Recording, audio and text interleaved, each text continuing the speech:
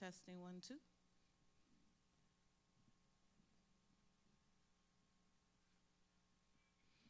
We're going to be getting started with our panel. We kindly ask that you turn off your cell devices.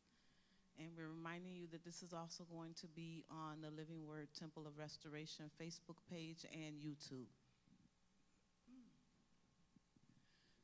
Good afternoon again. My name is Sharon Morel Gilbert, and it is my pleasure to moderate this panel discussion. We are going to begin by introducing the author for the next 2 hours, which is none other than Justin Murphy. Justin Murphy is an educational reporter for the Democrat and Chronicle, where he has worked since 2012. And he's written extensively about the various predicaments of the Rochester City School District, as well as relationships surrounding other school districts. He has also won various journalism awards along the way. He grew up in Penfield and attended the University of Chicago and the SI Newhouse School of Public Communications at Syracuse University. Before arriving to the Democrat and Chronicle, he also worked at the Citizen, which is in Auburn, New York. Justin lives with his wife and children in the city of Rochester.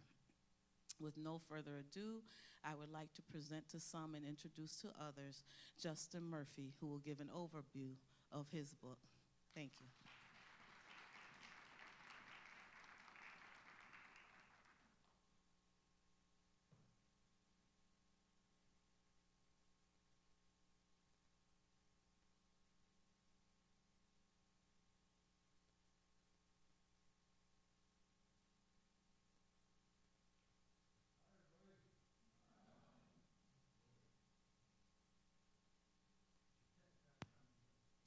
There we go.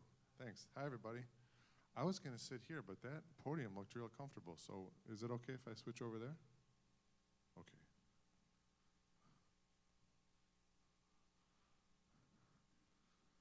Thank you. And I just want to clarify those predicaments in RCSD. Ruth didn't have anything to do with any of those. That did not happen under her watch. But I've worked with Ruth for a long time in RCSD. I've always appreciated her work and what she brought to the job. And I met John more recently. We had a good talk at Brockport, and I think we will again today. So I'm going to, my book, the presentation I usually do has sort of 2 parts. One is going through the history of the actions that were taken in the community over hundreds of years to segregate children in the context of education. And then there's another part sort of about the philosophy behind integration as a goal.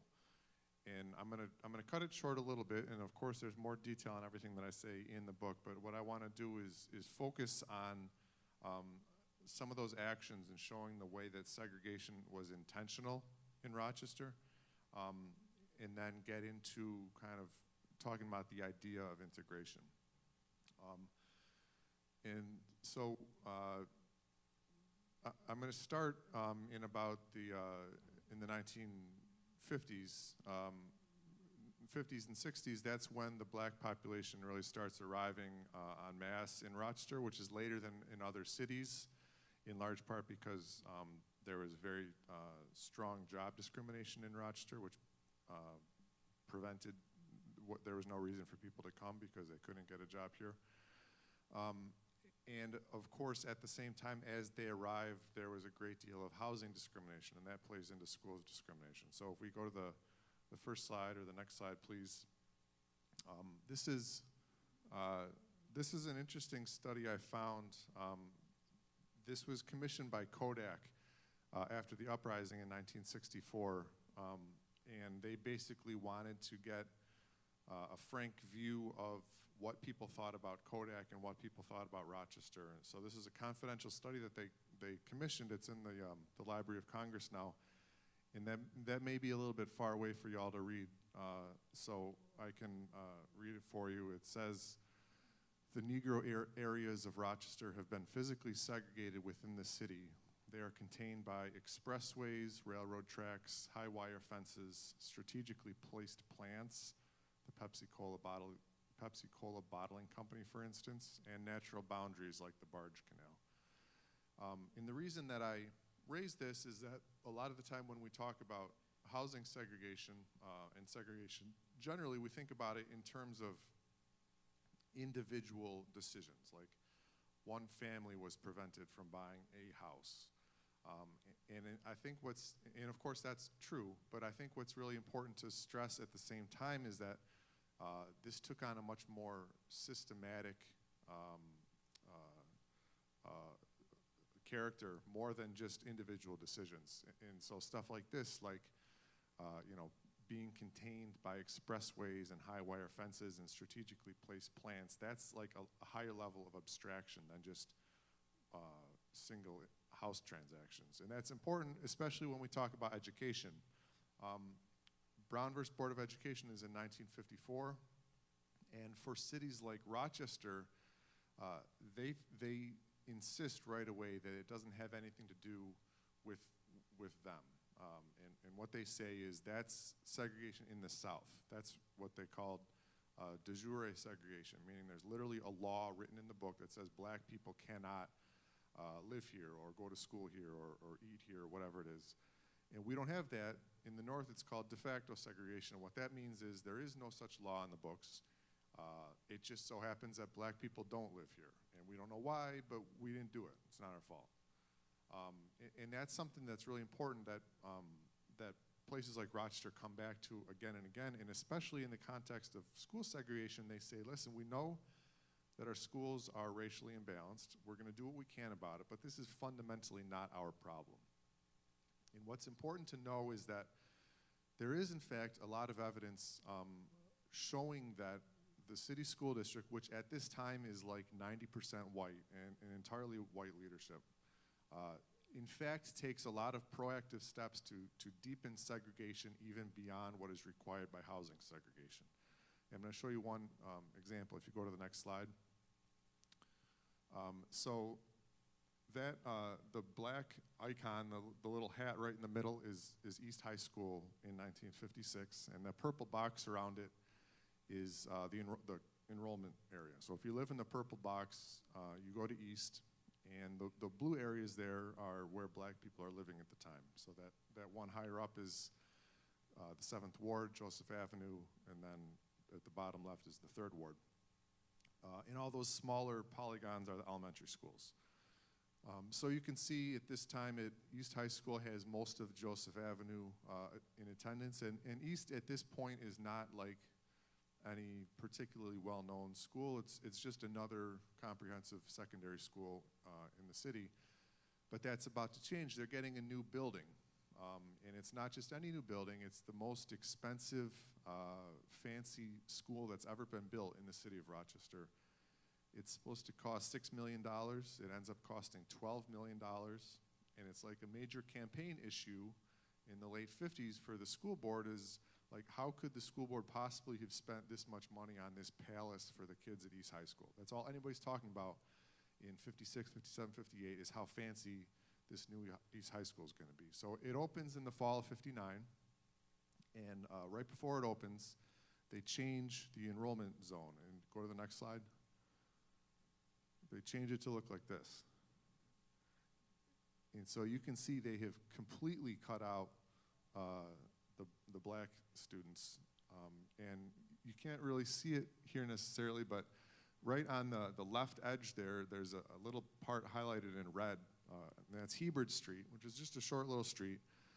But it's important because the next street to the west is Scio Street, which is 100% black and Latino. And the next street to the east is Union Street, which at that time was 100% pretty much Italian.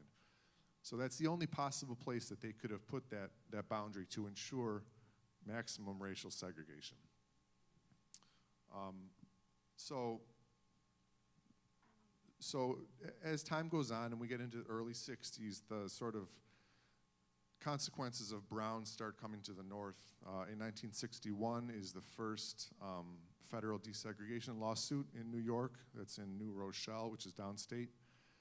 And in 1963, the education commissioner of the state sends a memo to every district. And he says, you need to look and see if your schools are racially imbalanced. And if they are, you have to do something about it. So Rochester finds that they are, and it starts a program called open enrollment. And this is for pretty much the first time it breaks the traditional neighborhood school model. If it says, if you are attending an overcrowded black school, and if there's a nearby white school that's not overcrowded, that has extra space, which they often did, then you can apply to transfer there. It's called open enrollment. And so the first step, this starts to happen in 1963, 64. And the first step is they have to send out a letter to recruit black parents to it. And this is the letter that they send. Go to the next slide, please. I'll read that for you. That part that I highlighted there, this is a letter from the superintendent to black parents. It says, there are many Negro children and only a few white children in your child's school. Some parents have told us they would like their children to have a chance to attend schools where there are more white children. We would like to know if you want your child to have a chance to attend a school where there are more white children. So that's like the most racist possible way that you could phrase that, right? They're expecting about 2% of parents to apply for this based on precedent elsewhere in the country. Instead, they get about 35%, which is about 1,700 kids. Their parents put them up for this, and they whittle it down to 640 by the Friday before it starts. So on Monday, for the first time, black kids are going to get on the bus and go to their new schools. And on Friday, there's 640 kids. That weekend, white parents drive through the third ward and tell the black parents it would be a really bad idea if you let your kids get on the bus on Monday. That's a couple months after the bombing in Birmingham where the 4 little girls died. So that's a super unambiguous threat of violence. And as a result, when Monday comes around, more than 100 of the kids have dropped out. So this idea of open enrollment is sort of in place through the early and mid-60s. The district is able to point to certain schools that are comparatively desegregated. At the same time, the rest of the schools are becoming more and more segregated. The rules change every year, either the lines or how it works. And the result is that white parents have a lot of time to either leave for the suburbs, where there's a huge array of incentives for them to go and build wealth, which are not available to people of color, or they can stay and kind of harden the battle lines, so to speak, for the fight that is coming over desegregation. We'll go to the next slide, please. There's two important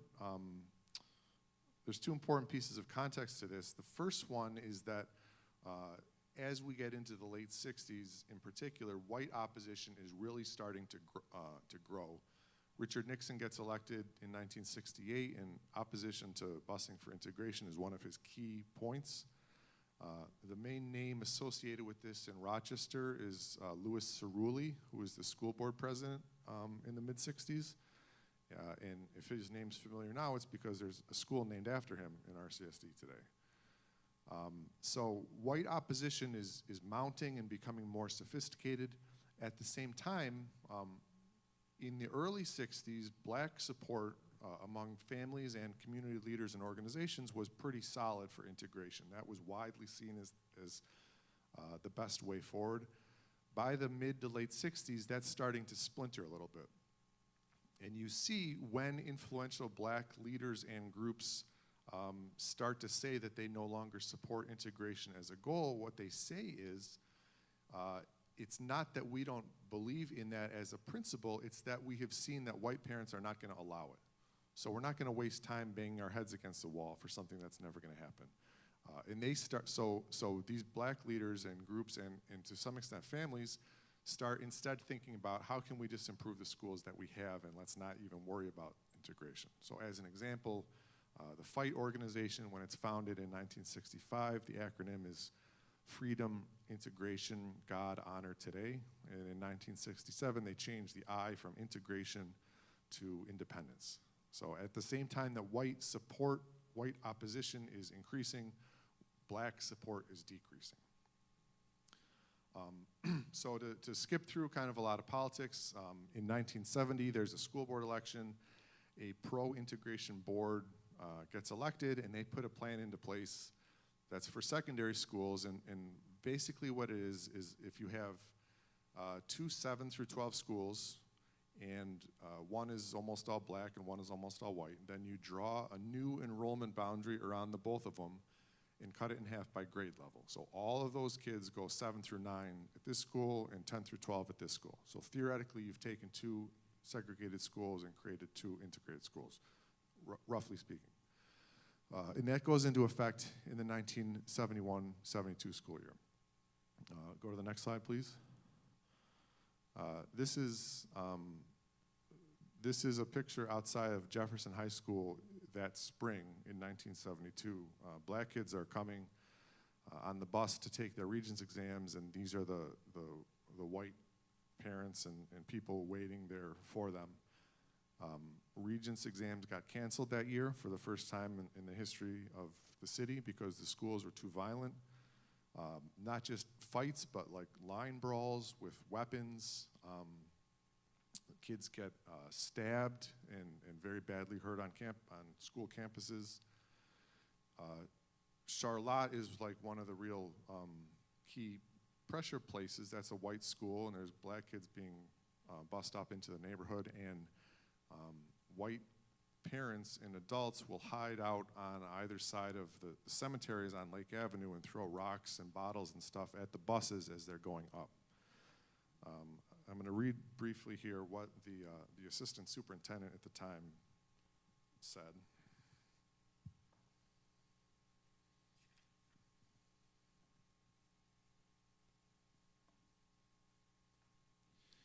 Oops, hold on one second.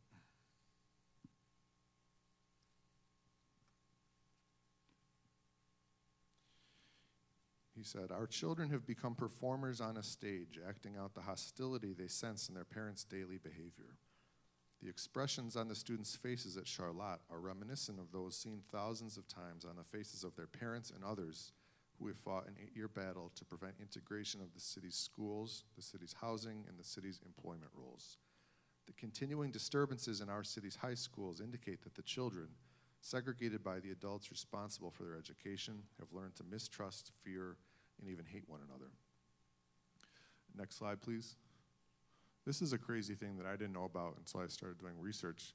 About 500 or 600 kids, their parents pulled them out of RCSD and set up what they called block schools, which were basically unaccredited tutoring centers that ran during the day. There was 5 of them throughout the city, and they would pay like retired teachers or somebody, and they would say that they said that was their school now. It was essentially like the segregation academies that you saw in the South, but it happened in Rochester. The district ended up suing the parents, and they were arrested for child neglect for not having their kids in school. They had kind of a big show of marching to the courthouse and defending themselves and saying that they were protecting their children. And most of the kids spent the entire year in these fake block schools, and the district ended up accepting their grades for the next year. Politically speaking, desegregation was not popular with either the Democrats or the Republicans. This is like kind of at that moment where alliances are shifting around Richard Nixon's election. What both parties want to do is not talk about it. So while this all is going on, the political party's leadership in Rochester persuades the state legislature to change the rules so that school board elections are nonpartisan, meaning that the candidates are not going to run under a party label anymore, and they increase the school board size from 5 to 7. The effect of that is that just 1 year after this pro-integration slate gets brought in, there's a new election with a full majority of the board up. And in that election, the anti-integration slate sweeps all the seats, and a couple months later, they undo that entire plan. And that's pretty much, so that's 1972, and that's pretty much the end of the story of desegregation in Rochester. Nationally speaking, 2 years later, there's a lawsuit in Detroit. It gets to the Supreme Court. It's called Milliken versus Bradley. And in Detroit, there's a federal desegregation lawsuit, and the judge says there's no way that I can create rules to desegregate within the city of Detroit because all the white people have already left. So since that's my job is to create a desegregated system, he brings in like 40 of the surrounding suburban districts. And they sue, they say, hold on, this isn't our thing, like we didn't ask to be involved in this, and it gets to the Supreme Court. And the question is, when you have an obligation under Brown versus Board to desegregate, and it runs up against these political boundaries, which in other cases are inviolable, which one has to give? I mentioned Richard Nixon earlier. He had an opportunity to appoint 4 Supreme Court justices, and one of his explicit litmus tests for them was that you've got to be against busing for integration. So the moment comes, these guys hold the line and they say, you can't involve any district in a plan unless you can specifically prove that they had a hand in creating the situation. Go to the next slide, please. Thurgood Marshall, of course, was one of the victorious attorneys in Brown in 1954.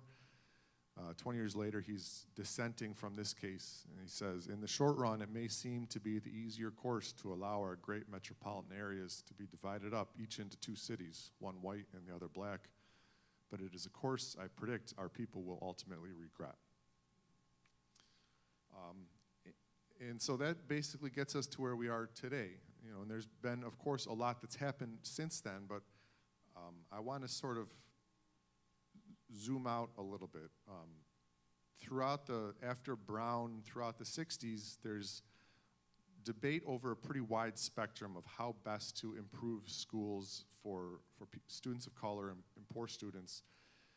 And it goes generally from integration or moving kids around to where resources are and balancing schools, and then what we would think of now is school reform, like a new curriculum or better leadership or whatever, regardless of who's in the school. And the pretty broad consensus among experts, educators, most of the black community, and at least liberal white people is that integration is both more effective and more cost effective than the school reform. And in any case, you need both of those things. What's happened since 1974, since this case, is that half of that whole spectrum of discussion has been cut off. It no longer makes any sense to talk about, for instance, for the Rochester School Board to talk about desegregation as part of their solution, because you can't do it. They can't do it within RCSD, and there's no way to get outside of it. So instead, every single solution that ever gets proposed is just on that one half of the spectrum. So things like the Campaign for Fiscal Equity lawsuit that adds a whole lot of money to the district, or the teacher's contract in Rochester in 1987 gives teachers a huge raise. That's experiments in funding, adding a state monitor or a distinguished educator, or putting in charter schools. Those are all experiments in governance, but they all take it as a given that the schoolhouse is going to be segregated by race, by class, and either we don't know what to do about it or we don't feel like addressing that, so we'll just do the best that we can. And that's been the case in Rochester and in essentially every single metropolitan area in the United States for the last 50 years, is trying to work under those constraints. And there's actually a lot of evidence that that's not the best way to go about doing it. So I'm gonna kind of change gears here. I'm gonna present some of the evidence around integration as an effective strategy for improving educational outcomes for non-white students, and then get into some of the kind of common pushbacks against it. If you go to the next slide, please. This is a study that an economist named Rucker Johnson did a few years ago. So what he did is he took this huge data set of life outcomes where they track individual people over decades and ask them questions about how they're doing. And he put it together with a data set about schools that were under desegregation orders. And he created matched pairs of kids, of people who were alike in all ways, except one had attended a desegregated school and one had attended a segregated school. And so he would put two black kids together who were like that, and then two white kids together who were like that. And so these are the differences between a black person who goes to a desegregated school versus a segregated school, and otherwise are alike in all ways. And if you can see this, a child who spends 12 years in a desegregated school is 25% less likely to live in poverty, 24% less likely to be incarcerated as an adult. They make 30% more. Their health status is much higher as an adult. The class size that they're in goes down. There's all these benefits. And so he concludes, like the vaccines that have saved millions of lives in the medical field, integration is an unmitigated good. He wrote that before COVID. I'm sure it felt very non-controversial to say vaccines are an unmitigated good. What else was I going to see here? If you go to the next slide, please. You for sure can't read that. There's another kind of question about integration, which is, I mentioned how there's the black leadership and non-white leadership in Rochester had stopped supporting it at a certain point. And that essentially continues to be true. But that's not the same thing as saying that there's no longer interest in it among parents. And so this is some polling that the Rochester Area Community Foundation and the DNC commissioned from Siena. They've actually run this same poll 3 times over the last decade or so. And so let me read to you the important parts I'm trying to point out. When they ask people, do you support countywide schools? Among white respondents, 47%. Among black respondents, 78%. Do you support expanding urban suburban? White respondents, 61%. Black respondents, 88%. Do you believe children in the city have the same educational opportunities as those in the suburbs? White respondents, 25%. Black, 13%. So this is polling data showing that both black people and city residents separately, both are pretty strongly in favor of some means of integration as an educational goal. That's polling data, so sometimes people say things in a survey that they wouldn't necessarily do in their lives. But there's another, I think, really important data point, which is the urban-suburban program. I write about that quite a bit in my book. The urban-suburban program is very well known for taking only the easiest to educate kids, not kids with disabilities, not kids that don't speak English.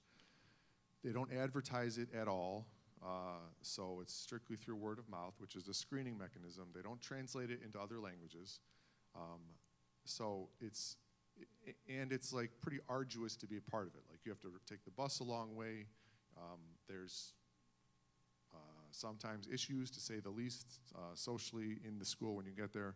And yet, they usually get 10 applications for every one that's filled. So there's a great demonstrated interest for integration as a solution, even in that extremely imperfect setting. So that is part of the case for pursuing integration as a goal. Now, I want to address a couple of common objections or counter arguments against integration. And the first one that I have often heard is that black kids shouldn't have to sit next to white kids to get a good education. And that, of course, is true. Let me just read briefly from my book on that point. So, and here I'm talking again about that same study I wrote about from Rucker Johnson. Johnson's data shows that black students who were affected by desegregation orders saw immediate benefits that had nothing to do with race. A 20% increase in funding at the schools they attended, and a drop in average class size from 27 to 23 over just 3 years. This lends support to the popular adage among desegregation supporters that, quote, green follows white. As Gary Orfield put it, simply sitting next to a white student does not guarantee better educational outcomes for students of color. Instead, the resources that are consistently linked to predominantly white and/or wealthy schools help foster real and serious educational advantages over minority segregated settings. Money is the most tangible of these resources, but not the only one. Equally important is inclusion in the broad and deep social networks of mostly white middle-class families and exposure to what sociologist Robert Putnam called their savvy around higher education and professional employment.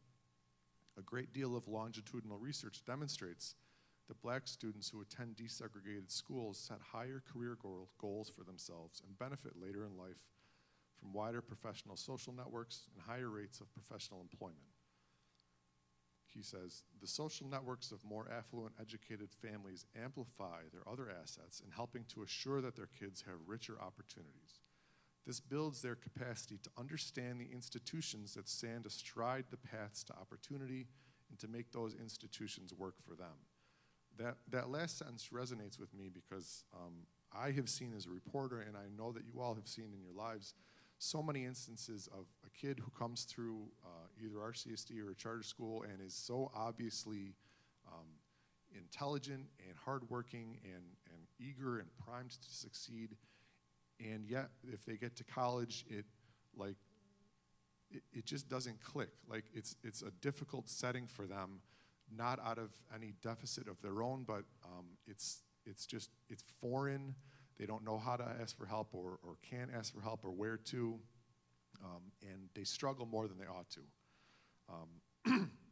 So that's one of those kind of soft benefits of a socioeconomically and racially integrated setting. That ties into another point that people often bring up, is that black people, people of color, don't need to be sitting next to white people. They just need the resources. If they had equal resources, then they would be able to mitigate whatever differences there are. You know, there's two things I want to say about that. The first is that that's easier said than done, and that already presupposes some level of like virtue or goodwill at the state and federal government that you actually should never count on for any reason at all. For example, so like RCSD, as you all have heard a million times, has a budget of about $1 billion. They for sure are not lacking for money, and yet it's also true that every single school, there are, I don't know, 45 or 50 schools, every single school would benefit if it had 5 more social workers or counselors. Like those people for sure would have enough work to do if they were hired. That's not, so first of all, that would be a ton of money, more money than you could reasonably expect to get. And second of all, you can't just go out and hire 300 qualified, culturally competent social workers. They're not just out there. So like at some point you run into a ceiling of what can be accomplished. That's the first thing. The second thing, I like to bring it back to the Brown versus Board of Education decision. I think it's important to remember what that was decided on.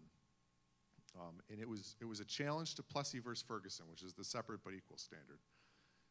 A really interesting thing is throughout the early 50s, as these cases are making their way through the courts and as it becomes apparent that there's going to be a challenge to separate but equal at the Supreme Court, a lot of the, not a lot, but some of the southern school districts quickly put a lot of money into their black schools. So they'll build a brand new high school for the black kids. And so when they get to court, they say, like, it is separate but equal. Look, they have a nicer school than the white kids. They call these, in the NAACP, they called those Supreme Court schools because they were just a fig leaf for the Supreme Court. So what they're hoping when it gets to the Supreme Court is that they can kind of maintain that paradigm of separate but equal, and prove that it's equal, or maybe it's not, but at least we're working toward it. But that's not what the Supreme Court decides in this case. They say something very different. This is from the unanimous decision. To separate black children from others of similar age and qualifications solely because of their race generates a feeling of inferiority as to their status in the community that may affect their hearts and minds in a way unlikely ever to be undone. Now that's, to my ear, that's kind of a paternalistic way of putting it, but I think that the point in there is that the country and every institution in it are built on racist, unjust principles. And so anytime you have a black this over here and a white this over here, the resources, whether it's from the government, whether it's from business, whatever it is, are always gonna flow to the white one more because it's a racist place that we live in. Unfortunately, that's how it goes. So anytime that you say, oh, here's the black this and the white this, the black school and the white school,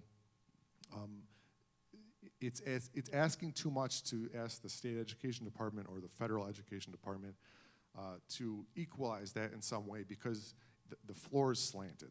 Things are always going better over here. And so that's an important premise of the Supreme Court decision. Now, there certainly are people who still would say separate but equal would be fine if it were in fact separate but equal. And that's a defensible position. I understand that. The way that I think about that is, so first of all, let's suppose that if you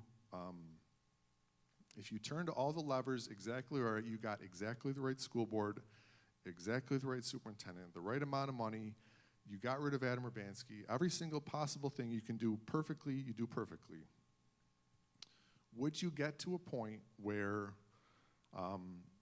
Rochester and, let's say, Penfield, which is neighboring Rochester, are going to have the same outcomes across the entire district in terms of graduation rate, attendance rate, access to higher courses, suspensions, college-going rates, all of those things? I personally think the answer is no. I don't think you can get there from here. One of the reasons I think that is that every single city in the country has been trying to do that for the last 50 years in all different kinds of ways and have not accomplished it.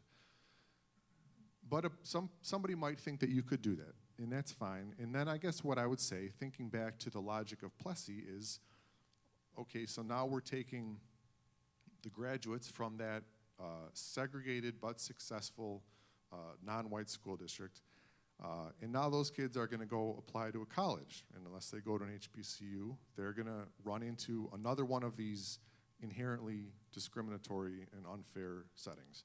Or they're going to go and apply at a bank for a loan to buy a house, and there they are again. Or they're going to be driving, and they're going to get pulled over by the police, and there they are again. So unless you have like a full-on Wakanda situation, then you always get back to that point of, separate but equal is a lot easier said than done. The third point, and I'm coming to my conclusion here, is that white people will not allow integration to happen, so why talk about it? And again, that is a perfectly reasonable point to make. This is quickly from my book. I wrote, there are many thousands of non-white people still living in the United States whose entry as children into previously white spaces triggered jeers, slurs, spit, and rocks. Busing has laid our children open to unfamiliar and hostile environments, Alberta Kaysen of Fight said in 1969. They have been treated like lepers in these receiving schools. The first black students to ride a bus to the previously all-white Charlotte High School in the late 1960s saw the words, "N-words go home," spray-painted on the facade of their new school and a black effigy hanging from a tree outside. I make a couple of recommendations at the end of my book. The most important of them is anti-racist education in schools in general and in particular for white people, white children. If you go to the next slide, please.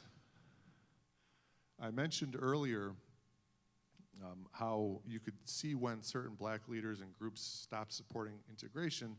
This is the Urban League of Rochester in 1970, and what they said is, we maintain our concern that the board and this community are unwilling to totally integrate the schools. And until such time, that's my emphasis, until such time, the Urban League demands a strategy for real change and improvements in our inner city schools. So that was 53 years ago. And I think it's clear that we're still in that until such time. And the premise of integration in the 60s was we're going to integrate the schools because we have to and because it's the right thing to do. And when we say integrate, what we mean by that is we're going to let the black kids leave the bad black schools and allow them into the good white schools. And when they do that, when they go, we know that they're going to get harassed and beat up and possibly killed. But after we get through that, it'll be better. And that's true. After you get through that, it is better. But we can see now that that's a completely unfair and one-sided approach to the question. What I propose is that that is the work of white people who are creating this accurate perception that white people will never allow it to change, to do better. And if we feel evolved compared to the screaming parents on the cover of my book, then we have to demonstrate that. And that is a prerequisite to successful integration. That's actually a necessity for anything, but for school integration to succeed in particular, that work has to be foundational. I'm going to just close by reading a small part from my preface, and this explains the title of my book, which is Your Children Are Very Greatly in Danger. So I've been talking about integration here, and I write, this approach constitutes not simply a rescue mission for black city children, but a rethinking of public education everywhere. Parents of children in well-regarded school districts may find this unnecessary, but though the harm done to black students through 200 years of segregation is obvious and easily observed through nearly any metric, white students have by no means gone unscathed. It was this psychic harm that James Baldwin had in mind in the 1964 essay from which this book takes its title. In it, he addressed white parents directly about the insidious effect of racial separation on all children, in particular their own. I know you didn't do it, and I didn't do it either, but I am responsible for it because I am a man and a citizen of this country, and you are responsible for it too, for the very same reason. As long as my children face the future they face and come to the ruin that they come to, your children are very greatly in danger too. They are endangered above all by the moral apathy which pretends it isn't happening. This does something terrible to us. Anyone who is trying to be conscious must begin to be conscious of that apathy and must begin to dismiss the vocabulary which we've used so long to cover it up, to lie about the way things are. Rochester, like many places in the United States, has deep familiarity with the moral apathy which pretends it isn't happening. I believe our community can end its dangerous, racist game of make-believe only by dismantling the physical and political barriers of segregation. My hope is that the history contained in this book will illuminate our community's way in the quest for new ideas, new strength, and a new resolution to stop lying about the way things are. If you go to the next slide, so that's my presentation. I'm looking forward very much to hearing what you all have to say. I have more books outside if you like one, and you can get in touch with me or learn more at those sites there. Thank you all very much.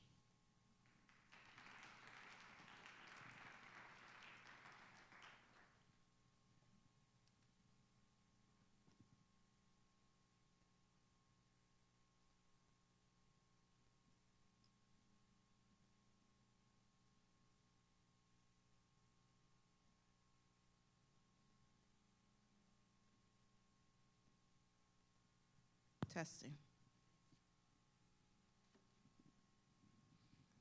That was pretty powerful. Let's give Justin Murphy another round of applause. At this time, we'd like to move into our panel section. So I'd like to introduce you to the two panelists that are going to join Justin Murphy. First, we have, well, let me say that Simeon Bannister was unable to attend. So we have a special treat, Virgil Parker. Virgil is homegrown from Rochester, New York. He graduated from Howard University, which is a historically black university in Washington, D.C. He was born to teenage parents here in Rochester and was raised mainly by his mother and maternal grandmother. He was very fortunate to have the love and support of other family members, community members who stepped in to care for him and his mother at times. Virgil Parker is currently the program officer for equity at the Rochester Area Community Foundation. Let's welcome Virgil Parker.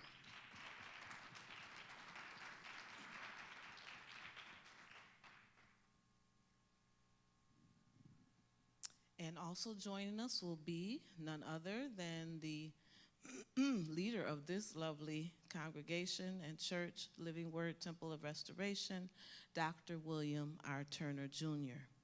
He is an assistant professor in the Department of African and African American Studies at SUNY Brockport University. He holds a bachelor's degree in sociology from Nazareth College, my alma mater, where he was awarded the Distinguished Graduate in Sociology Award. He holds a master's degree in theological studies from Northeastern Seminary, and a PhD in human development in educational context from the University of Rochester. His research and teaching focus on race and racism, religious identity, leadership and diversity, equity and inclusion in education. Dr. Turner is an adjunct faculty member for the Doctor of Ministry program at Northeastern Seminary, where he teaches transformational leadership. He serves the greater Rochester community as the senior pastor of Living Word Temple of Restoration Church, and he's the presiding bishop for Temple of Restoration Ministries International. He also serves on the board of directors for the Center for Youth Services. He and his partner, Ruth Bayane Turner, reside in Irondequoit, New York, and they have 3 children, John, Lydia, and Ava. Let's welcome Dr. William Turner, Jr.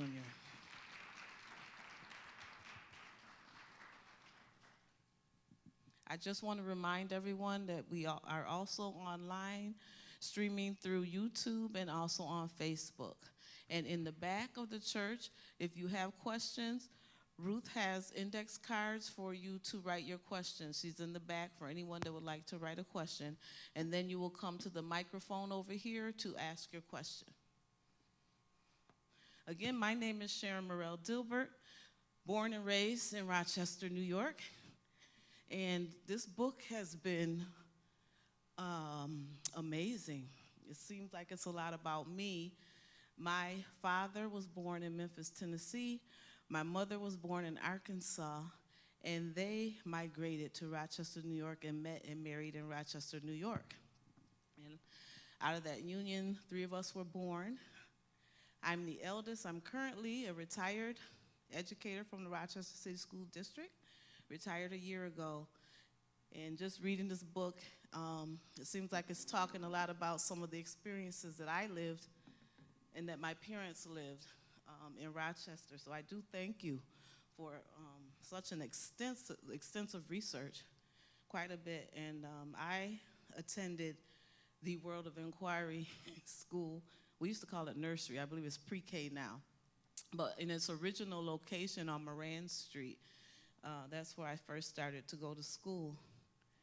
And then just to end my career as the principal of one of the elementary schools in the Rochester City School District. Very rewarding and amazing. So we're going to get into it. Justin touched on the quote, the title of the book, but I just wanted to talk about that a little bit more. The title of his book comes from the James Baldwin essay, Words of a Native Son, which was published in 1964, where Baldwin makes the point that white people suffer from racism and white supremacy in America, just as black people do. And the part that I like is where Baldwin says he's not interested in anybody's guilt. Guilt is a luxury we can no longer afford. And Justin read the rest of that quote. And then it ended with, as long as my children face the future they face and come to the ruin that they come to, your children are very greatly in danger too. So the question to the panel at this time is, let's reflect on that quote and look at where we are in 2023 in Rochester, New York. What can you say about that quote? And the title of this book, Your Children Are Very Greatly in Danger. I'd like to hear your reflections on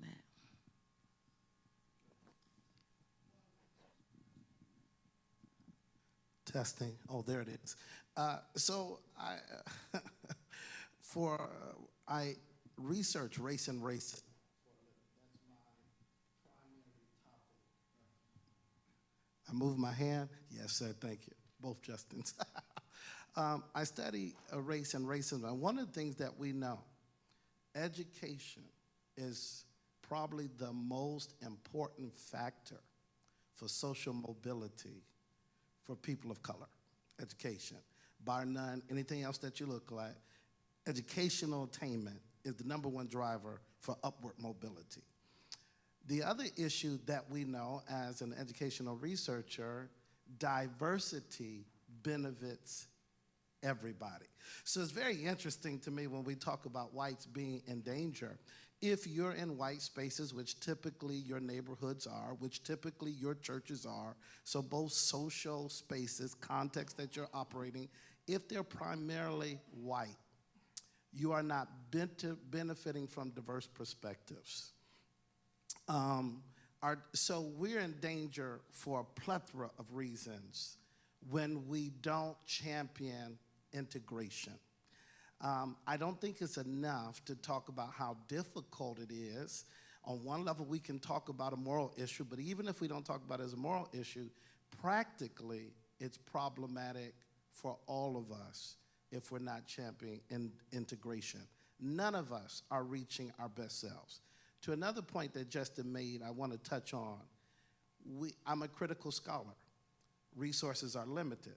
So there's never going to be an answer to just say, give us more money, because what happens is, politically, when we cry out, they just take money from one pot and they throw it in another pot, and then when some other movement comes along, they take the money they gave you this year and they throw it back to another pot.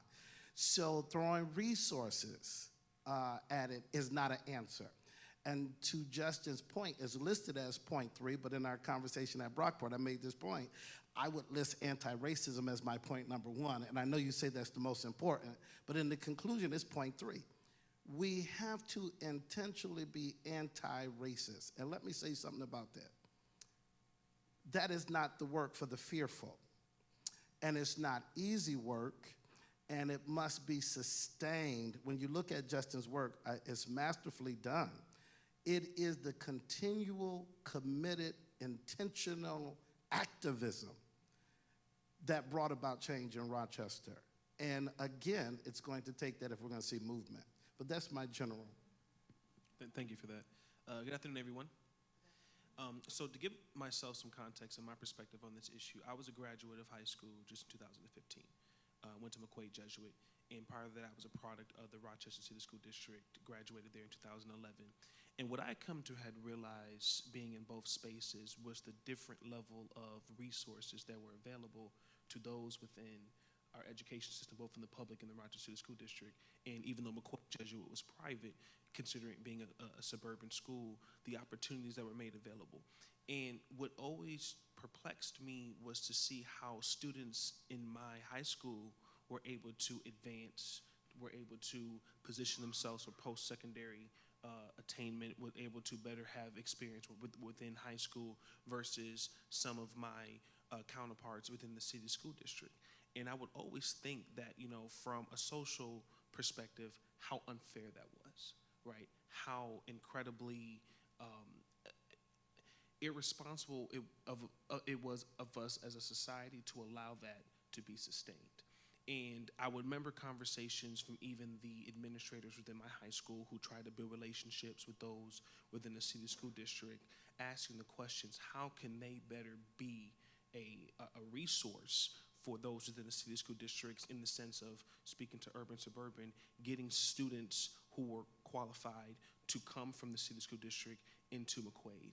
And I think Justin brought up some great points around, is it necessary, should it have to be a requirement that black students have to sit next to white students in order to get that quality education experience? I was always on the side that should not be a necessity. But then also you have to look at the dynamic around policy and how can we actually reform our schools for them to be better regardless of the demographics that they serve in the multitude. So I do think between James Baldwin's quote and the points that Justin make, there's a lot to consider here. I think so. I showed that data from the Rucker-Johnson study showing how a black kid who attended a desegregated school did so much better in various ways than one at a segregated school. I didn't show the data for the white kids. He did the same thing, a white kid in a desegregated school, white kid in a segregated school. Because in every case, it didn't make any difference. They did what they were gonna do. So it would be a lot easier to make the case to white families for integration if you could say, oh, your kids' SAT scores are gonna be way higher, or they're gonna make more money as an adult. But in that sense, that's the sense in which white people won segregation. Like, that's where the resources went. I went to a segregated school, comparatively speaking, in Penfield, and I think the difficult thing is, like, we know there's research showing that if you speak 2 languages or 3 languages, that benefits you in X, Y, and Z way. But if you don't, it's not like you're sitting there going like, oh man, something's missing. Like, if only I spoke Chinese, like everything would be better for me. You don't know that it's not there. And so I think that's the difficulty, is for the parents sitting out in Webster or Hilton or Honeoye Falls. They hear all this and they say, oh yeah, well that's too bad. Like, that's really sad for you, but I'm fine. In what James Baldwin is trying to get at is that sense in which actually there's something that's not fine for you. And it's not necessarily that you could be making more money or something. It's that you're part of a society that has some rot in it. And then, if we kind of abstract it out further, like when we look at the opioid crisis, when we look at white middle-aged males with all the resources they need having higher suicide rates and divorce rates, and I don't want to be glib and connect these things directly, but there is very evidently something that white people have lost. And it's not easy to put your finger on, but it's there. And I think that is the challenge, is kind of understanding that. May I just add a piece to this? So I teach at the State University of Brockport, and I call it a predominantly white school. I think it's very interesting that we have these, what we call historically black colleges, because I like to label whiteness. So I call Brockport a predominantly white institution because those names signify whose values control how those spaces work. And here's my point. So we were a teachers' college, primarily. And here we have, and we're training up based on white values, white students who will then come into a predominantly urban environment with students that they cannot relate to. And I want you to think about representation. I want you to think about cultural humility. And I want you to think about cultural competence that is lacking so that they can connect to these youth. Now let me connect it to the issue of discipline and suspending children. When you have no cultural empathy, you see black children as less than. So that's a different way I want to frame this as well. Diversity helps everyone. I don't know, though, that we can get there, but we certainly should be making efforts to strive in that direction. So I'm kind of tipping my hand. I don't know that we can get there, But I think we need to be working towards that. Thank you. And that was the power behind the title, that this affects everyone, not white children, not black children, but all children. So that's very insightful. We have a few questions from the floor. I noticed just in your book you touched on that Dow study. I saw a little bit about that, and I just remember just from my youth seeing the clips of the black and white study where the black children are asked to pick which Dow is the good Dow, which Dow is the bad Dow, and the majority of the black children pick the white Dow as the good Dow. And I'll also add, as I spoke about my parents, God bless them both, who were raised in Arkansas and in Tennessee in segregated schools. The one thing I just remember about my parents teaching me, well, many things about their education, the pride that they were taught to have in themselves and their culture and their history. And so the question reads, some say education was better for children of color during segregation. Why is integration so important?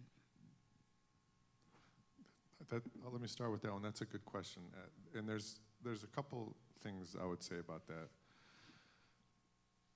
It's certainly clear the value of being in a classroom with educators who understand you, who identify with you, who believe in you. That was true in pre-Brown South, and it's still true today.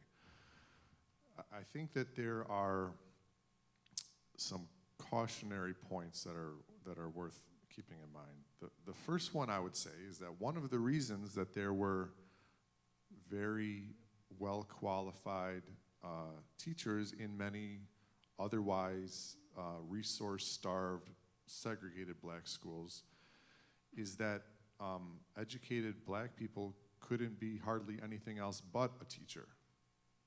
You could be the pastor, maybe there's one doctor, you could work on the train or as at the post office, or otherwise, if you were educated, you could be the teacher.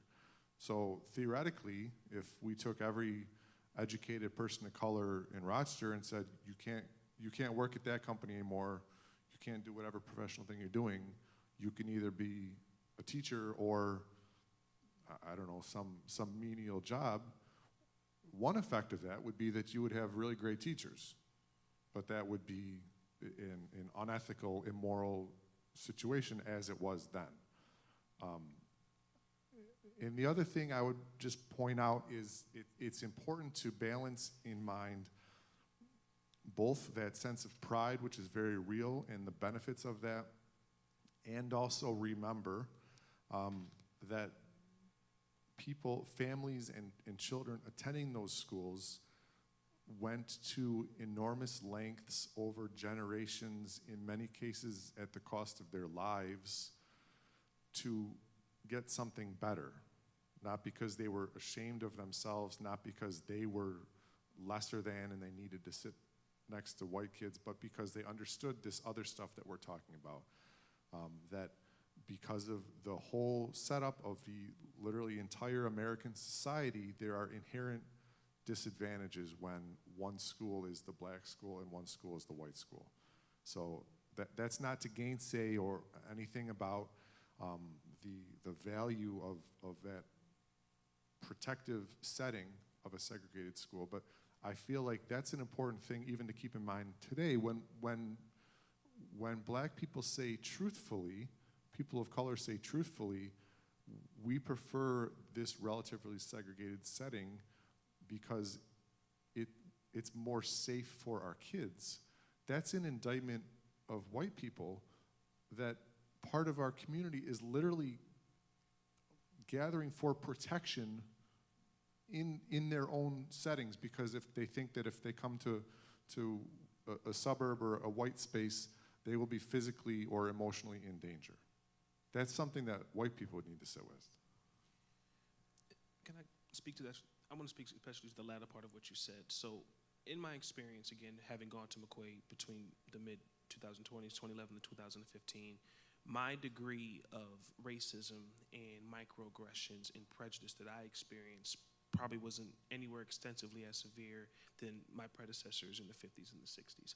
But it was still present, and that was shy of 7 years ago.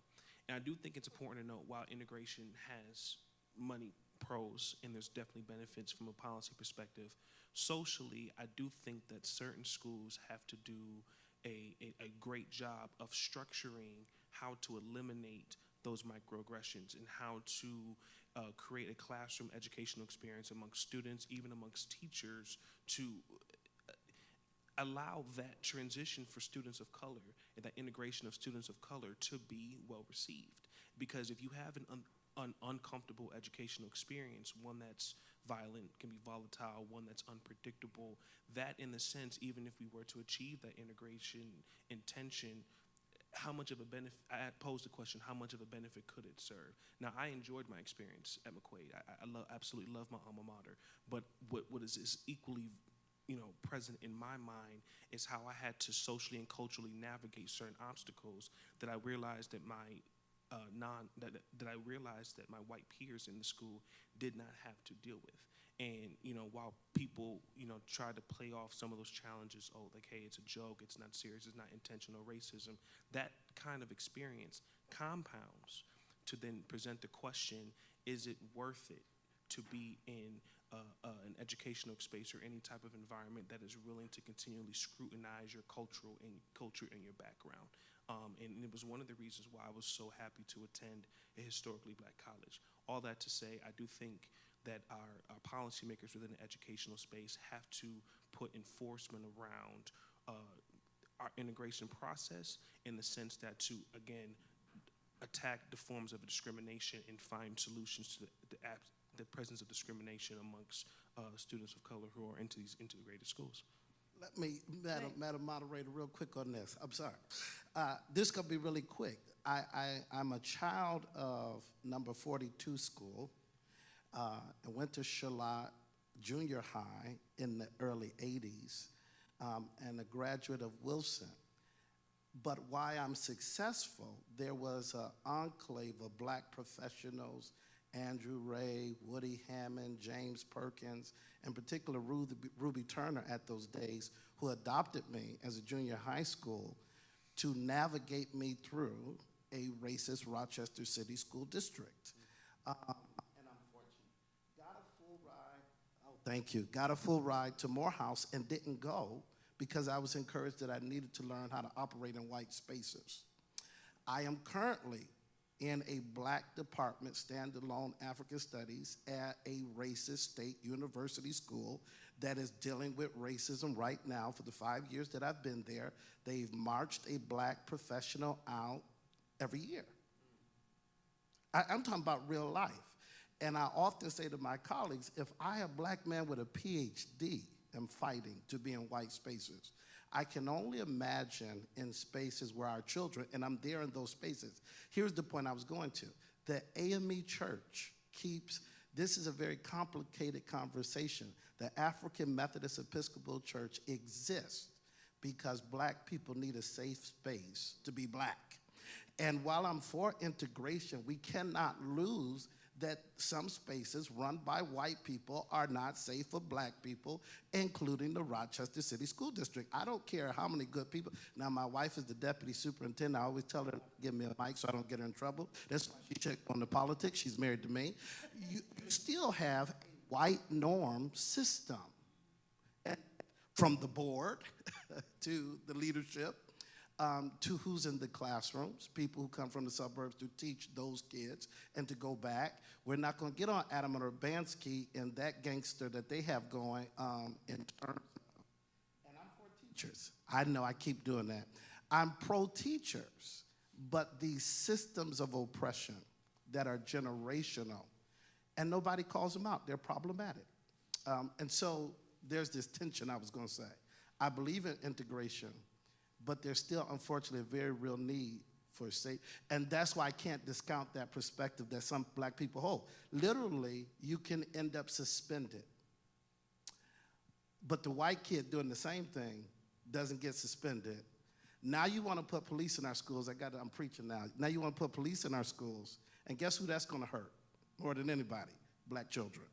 And now you got a record. And now you can end up in the school to prison pipeline or dead. Can I say one thing to that? And I'll let you go. It's okay.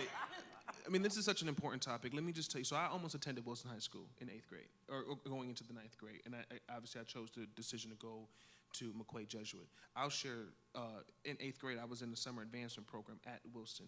Part of the reason that I chose not to attend there is how I saw my law enforcement officials, again, I guess I was at 13, 14 years of age, interact with the students in my school at that time. Prior to that, I had never had to go through a security process just to get into the building, right? I did in 8th grade, and the thing in Rochester had what we called a sentry that would walk around the building to ensure school safety, and that was important. But what was an absolute non-starter for me is when I saw a group of police officers pepper spray young kids in front of Wilson High School after school, again, during the summertime, because they assumed that some type of altercation was about to happen or what have you. And then once the group who was just pepper sprayed disbanded, they proceeded to follow those students up, I believe it's Wilson on Genesee, up Genesee Street. And I could not believe that. I said, this is not something, I mean, they almost treated the students as if they were animals. All that to say, while integration is important, we have to, again, challenge the narratives and the perceptions in some of our law enforcement individuals' minds and some of our policymakers' minds to, again, have more empathy and not apathy to how to treat students of color, regardless of where they are, both geographically and otherwise in the educational experience. Because that's really important. Because that's very, very important. Thank you. I think we're answering a lot of these questions, but I'm just going to read them. Justin is a graduate of Penfield. Virgil, you're a graduate of McQuaid. I'm a graduate. Yes. And I'm a graduate of Our Lady of Mercy. And Dr. Turner, you're a successful graduate of the Rochester City School District. And the question was, what do we need to do to improve educational outcomes? And I believe you both have just answered that question. Another question is, do you think the social aspects of learning in a diverse environment helps in the overall improved outcomes when they leave or enter, when students leave or enter society? And I believe you've answered that as well. Would you like to add to that? Okay, we're gonna go on. The next question, it says it's for Mr. Parker. What role does social economics play in segregation? Wow. That's a very interesting question. First, you have to understand how to define social economics, and I would definitely want my other panelists to speak to this. I was introduced to the idea around social entrepreneurship when I was at Historically Black College and University, when I was at Howard University. And when you think about the concept of creating a form of economic work, occupation, professionalism, advancement, and you dedicating your life to helping other individuals, that is critically important. And it was the reason why I chose the space of philanthropy, right? So again, working at the Rochester Area Community Foundation, it's a public foundation where donors can dedicate their dollars and resources. And the foundation is very public about having impact across equity in the education space, building partnerships against poverty, focusing on racial equity and creating racial equity and ethnic understanding, right, which is working with the community to build collaborative solutions to resolve challenges that are within our community. And we also focus on vitality across arts, culture, historic preservation, and what have you. When you think of social economics and when you think around social entrepreneurship, what have you, we want to be experts as philanthropists and work with donors to create improvement in the community, right? Justin spoke about the Siena poll that the Rochester Area Community Foundation commissioned with the Democrat and Chronicle and with Siena College. In order to have a better understanding of how to build sustainable solutions, they have to be solutions that are driven by timely, pragmatic data, right? So when you take an assessment and you engage the community and get their perspective on racial dilemma and racism in general, it can inform your work on how to be better stewards of community dollars and creating that vibrant community through equity and vitality. So it's really important to social advancement. to social advancement. And one of the grantees that I've had experience of working with in my role is the Children's Agenda. And if I'm not mistaken, the Children's Agenda was one of those institutions that supported the term solutions, not suspensions, because they realized how disproportionately students of color were being suspended at very high rates and what the aftermath and consequences of those suspensions are, right? So when you understand the amount of discretionary resources that you have as an individual and organization and how you can dedicate those discretionary resources to institutions like a foundation and what that foundation can do to really balance and create an equilibrium in a vibrant community, then you'd realize the effects of social economics. I hope that answered, and please I welcome my panelists to chime in on that. Yeah, thank you. So there's two things I want to say. The first one is that explicit racial segregation was the law for so long and was so effective at its purpose for so long, which is, among other things, impoverishing non-white people, that is now almost as good of a category on which to discriminate. So you're not allowed to say no black people can come over here anymore, but you are allowed to say you can't live here unless you can afford to buy a house of this or that size. So in that sense, it still captures a lot of the same point. There's one other thing I wanted to say, and this is a study that I talk about in my book, and this is a complicated point. I don't even know if I understand it myself, but I want to give it to you all.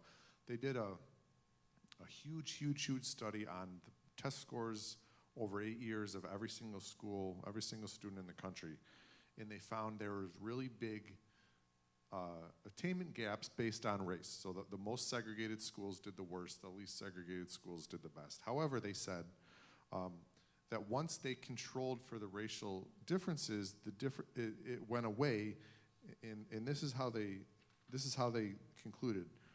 Racial segregation matters because it concentrates black and Hispanic students in high poverty schools, not because of the racial composition of their schools per se. That's a very nuanced point, but I think what's important is that after centuries of segregation and discrimination, it's almost a fool's errand at this point to try to tease apart race and socioeconomics in any kind of universal, systematic way. Thank you. Again, I have to mention that your book just touches on so many topics, and there are some similarities when you look at the enslaved Africans, the sharecroppers, and the migrant workers. On page 55 in your book, it reads, the most significant effect of migratory farm work on children, one that persists to the present generation, was constant exposure to emotional and physical trauma. The question that's asked is, how much does generational trauma play into mistrust by black families in today's in today's educational structure? And I'll read it again. How much does generational trauma play into mistrust by black families in today's educational structure? I would just add, and again, I have to, for the record, say, because you know we're broadcasting, my comments reflect myself, not the deputy superintendent of the Rochester City School District. Let me, I got to go home with that lady today. These are my comments, not hers. An important work that I kind of read together with Justin's work is The Post-Traumatic Slave Syndrome by Joyce DeGruy. We are dealing with the trauma of the past. It is in our genetic makeup and DNA. It is passed down to us. Soldiers that deal with PTSD, we will give them counselors. We will give them help. We are doing a bad job, and this is Bruce Wilhouse, social-emotional learning and those types of things. It is unfortunate that we will not recognize every time I watch a police kill a black man, I am dealing with PTSD. The history of violence and lynching, right? And sometimes as practitioners, we don't realize how much is affecting us as black and brown administrators and educators ourselves, I think you cannot divorce the global pandemic, COVID. Now health is a race issue too, right? On every measurable factor of life chances and social mobility, race is embedded to the system. And as Justin so aptly pointed out, just like you can't dismiss it from SES, racism is how the country was founded and slanted, and it interconnects with every major institution, and the institutions are connected one to another. Justin does a great job in the book talking about how your neighborhood is connected to where you go to school, which is connected to your economic outcomes, right? But again, you have to go back to system. We are all racialized. We're all swimming in racial waters. Omi will not talk about racial formation. It is the structure of the state to racialize us, to categorize us, and to release resources based on how we've been racialized. I think there's definite trauma, but let's also talk about this. For black people who tend to be, by and large, conservative in their faith, liberal in their politics, mental health is still a taboo subject in black churches and black families. And so we don't talk about that. We're traumatized because coming up from the hood, if I say that I'm hurt or afraid, I'm weak, and now I can be victimized based on the poor criminal element that lives in where I live. So you're not even supposed to talk about being afraid, traumatized, or scared. The cool poles, as Agbu will talk about, that our young men are trained into. So I think we definitely got trauma. I would say yes, trauma is certainly an issue. And just to add to that, again, going back to my example, what I witnessed at Wilson High School, just seeing that interaction that was poised from law enforcement onto students who were in their teenage years, treated what I would describe, as animals. It was just unbelievable. But also, when I was in high school, I would hear statistics. I don't know if it's still true, so please, fact check me on this. But once upon a time, I believe the Rochester City School District graduated the lowest amount of African American males per capita. And when I heard statistics like that, and I'm thinking, well, that is obviously what I believe we all should care about as a community failure, right? Even if at that time when I learned the statistic, was not present in the Rochester City School District, I'm under the understanding that these young men and women, or anyone who comes out of the Rochester City School District, are supposed to go out into the community and become productive citizens. If we can't even get them across the stage to graduate and have a successful post-secondary lifestyle, how do we think that they're going to operate as citizens in the community when they're adults and they have additional responsibilities, right? So when you hear about consistent failures and policy challenges, which is also in conjunction to the fact, to Justin's point, we have a significant amount of resources with a $1 billion budget. We ask the question, are we as a community, as the city school district, stewarding the dollars correctly, properly appropriating them and utilizing them in a strategic way so that we can actually improve outcomes year over year, time over time, and create systems level sustainable change.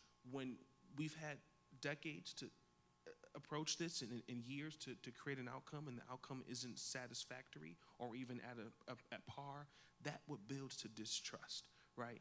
And that compounded time over time, again, could traumatically inform someone. I don't know if these white-led institutions actually care about people of color as they should. It just builds to an array of questions to make you think, is this really the type of system that's going to be beneficial to my child based upon the demographic? It's a concern. Thank you. We're going to take a question from the floor at this time. Thank you. I'm really enjoying and interested in the depth of the discussion here. I have a more specific question, but I'll give you some background first. I graduated from East High School in '72. My parents moved into the area when I was in kindergarten, and we kind of came into the city kind of to reverse the white flight in 1969. So I didn't go to the MAP program, but my classes at East High School were with those same kids. which was consolidated in '71 when Monroe became a junior high there. The two MAP programs joined in East High. Speaking kind of to the area that education is maybe the best predictor for doing well in society, I really thought that the tracking that I had was really useful to my own education. And there's currently a lot of discussion around the country about maybe eliminating these programs because they also tend to be segregationist. I'm wondering whether you think that having all children in the same classes is more beneficial than trying to bring more black and brown children into those programs at an earlier age. Thanks for the question. I'm gonna punt a little bit because there's a huge amount of research and debate on that, and the short answer is I don't know what is best. It's certainly the case that even in what is, statistically speaking, a perfectly well integrated school, you still get those pockets. You still get the black kids all happen to be in special ed, and the white kids all happen to be in Latin and AP and everything like that. And like that's the on the ground work of effective educators to identify that stuff in their own buildings.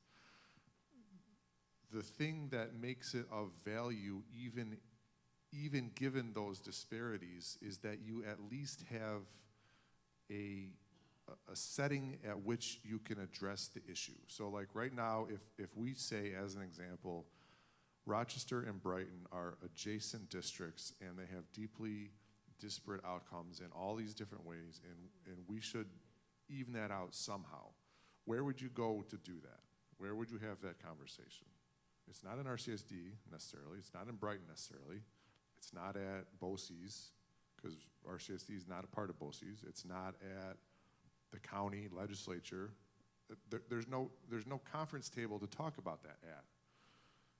Once you get to desegregation, once you get to at least we've got all the kids in a building or in a political entity or whatever, then there's always work that actual educators in actual school buildings need to do and need to do better. But getting to that first step at the moment is the first and enormous obstacle to progress, in my opinion. I tend to lean heavily away from the tracking side of the conversation. In my own DEI work with school leaders and principals, part of this anti-racist agenda begins for me at the curriculum level, that all students should be challenged in IB, AP classes where we see disparate numbers racially. And I think, and I always talk about it's such a big problem that we have to attack it practically. For me, curriculum is one of those practical anti-racist tools. If we have what we know about black and brown students, that's my area, they will rise to the level of the expectation of those who instruct them. If I have low expectations for them, they rise to the level of that expectation. If I say you are expected, and I mentioned, people like Andrew Ray, James Perkins, they expected that you would excel. They expected during Black history you could memorize a King or Baldwin or Hansberry writing and that you would deliver it and you could be still to do it. We had something called classroom management. I don't know some of the things that I see today where we need to bring police in for children. I don't understand it. And children haven't changed. People say, well, the world is more violent. Okay, but there's something about a community where we have adults who are afraid of the students who they're sent to educate. I think that's a problem. But to your point, I'm off field here. I think tracking is problematic for communities of color. You follow me? I think white students experience tracking differently because they're different cultural values tied to tracking for white students versus black and brown, because they tend to get tracked to suspension and tracked to special education. That's their trajectory that tends to be in the literature. So even tracking doesn't work the same racially, is what would be my short answer. And I would just add to that, as someone who taught an AP Spanish course at East High School, and it not being available to all students, and also as a parent whose students were at number 12 school, and them not having access to the MAP program or trying to inquire about a MAP program. So again, the bottom line again is equity and accessibility. It has to be equitable and it has to be accessible to all students. We have a question for all the panelists. Based on the conversation, research, and each of your own personal experiences regarding the Rochester City School District educational system, what or where do you think the work needs to start to get us towards change in our educational system, a change that will make it more equitable? I'll start while y'all think about that one. I think that it's always important to remember that there's two levels. So me standing up here with my 40-year longitudinal studies and my theories about everything is not helpful to a teacher who needs to be in class on Monday trying to teach some kids to do long division. That's not helpful. So there's always things to do on that practical level. I think that has been, one way to think of it is a great distraction from the harm of segregation, is that you can always point to something that RCSD is doing wrong. They are literally always doing something wrong. There's always something they can fix. But what I'm saying is, even if they fixed all that stuff, we still have an inequitable system. We still wouldn't get there. And also, by the way, they're never gonna fix all that stuff, because the brokenness of the system is stuff that is such that stuff always gets more broken. So, I mean, the move toward restorative practices is extremely important. Efforts to add more adults into buildings in lower ratios and train those adults better and increase cultural competency and diversity, those are important practical things that the district is doing all the time. But my bigger thing is, let's do that for the kids who are going to school on Monday, and also let's put on our thinking caps and our caps as citizens of this country and think about other ways that we could be doing this work.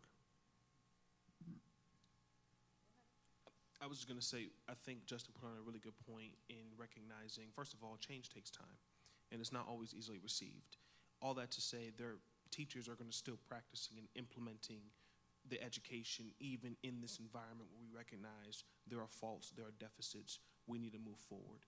I think, again, coming from the perspective of someone who is a funder and at the foundation consistently talking about data-driven solutions, we do data assessments quite often. I'm glad we have researchers, I'm glad we have the journalists, we have the institutions locally like the Center for Government and Research, we have the ACT Rochesters. When we compound the most recent and accurate data and compare that to similar peer school districts across the state and across the country, and recognize here are the areas of the deficits, one. Two, realizing, and this is obviously on a policy influencer position, a policymaker position, realizing, again, two, is where do we start the implementation, right? And that is through engaging the stakeholders. You have to realize stakeholders, yes, are the students, are the teachers, also the parents, right? Because the parents have valuable input. And I know that the RCSD has a multitude of ways of engaging those parents. But I would always say, in addition to having effective top-down communication from the policymakers down to the administrators in the schools, to the teachers, of letting them understand that we're making efforts to reform the way RCSD is now, do it from a data-driven perspective so that we can strategize through a theory of change model of creating a long-term objective and working backwards from that objective to have smaller objectives and the milestones, I think that we can, as a community with the stakeholders, create a system that we can be proud of 5 to 7 years out. Immediate solutions are critical and important, but systems level change is going to take a compound conjoined effort, and recognize there's going to take some time. So that theory of change approach is important. I would add, I think we have to give voice, or they have voice, so we're not giving them voice, but listen to the voice of the primary stakeholder. I hear a lot about parents and what way are we engaging students, because even in your book, you'll be surprised the answer that students will give you on their nuanced perspectives on how we look at the situation. In my opinion, the RCSD is too adult-driven, and we're focused on the needs of adults and employees and not on the needs of students. Number two, as an educational researcher, I think that Board of Education needs to be directed, a part of the state ed's decree, to go through anti-racism training, because I don't understand how you can lead restorative practices or anti-racism when you yourself have not been trained in it, how you can govern a district and make policies for things you don't even understand. And I'm not going to call any names, but there's some problematic board members that we have that don't have a clue on what public education is. So let's just deal with the elephant in the room. We have a dysfunctional Board of Education that has been dysfunctional for years, and we can't just talk around it. We have to deal with it. We have a state monitor. Can we get these people some training, number one, to understand public education, number two, on how to work together effectively, because our children are hurting. Lastly, these unions, we don't have to get rid of them, but they need some anti-racism training too. And my last point, I hope that we finally can get leadership that will stick around for more than a year to 2, 8 months with these series of changes. I think when you have top, and that's just leadership theory, when you can't keep good leadership or attract good leadership and it's changing over, so that sends the district, and I think that's low-hanging fruit that we could actually get to. Because the systemic change, as Mr. Parker and Justin has talked about, it's going to take time. But there's some low-hanging fruit that we could all see and deal with, in my humble opinion. Thank you. And I'm just going to answer that question. From my experience, as I mentioned before, as a principal in elementary school, COVID was kind of amazing for the reasoning that we had required professional development every week with our staff. And myself and my assistant principal and other teams of staff took it upon us to work on Ibram Kendi's work, anti-racist work. We did a lot of work with our staff around anti-racism. And the results were very hopeful. And I just remember we were in Zoom classes, constantly popping in classrooms to check on and observe. And I remember also, the psychologist provided the staff with books that they could use that looked like the children that they were servicing. And I remember they were doing Solway, the book by Lupita Nyong'o, the third grade classroom teachers, and they were doing a story. And I just remember one student saying to her, the teacher was white, she said to the teacher, "Wow, you're really lucky." And the teacher said, "Well, what do you mean?" She said, "You know, your people weren't in slavery." She said, you're really lucky. And the teachers sat there and they did not know what to say. And of course I popped on and I said to the young lady, I said, "I want you to know," I'll say Carissa, "that you are a child that hails from kings and queens in Africa." And I went to go on and tell her things about Africa, and her face just lit up, and she said, "Oh my God, Ms. Dilbert, I didn't know that." And I said, "Yeah, I want to tell you more about Africa." And we went on that, but just for the teachers to have that safe space for that child to share that and to take what we had shared with them, it was very powerful and hopeful. So, because one of the questions states principals should have autonomy in their schools to do as they see fit for the students that they're teaching. In many districts, the principals are not going to have autonomy, but what I found is that you make the best of the situations that you're given, and that's what we did with that required PD for our staff. We have a question from the floor. Good afternoon. This question is for the entire panel, but it's around parental advocacy. The book discusses the energetic activism of Black parents in regards to their children's education. And Justin, you state that their contributions are considered the most significant. So my question is, what can we as the community do to support our parents to have them to this level of activism when it comes to them advocating for their child's education? That's a good question. What can the community do to enable parents to be activists?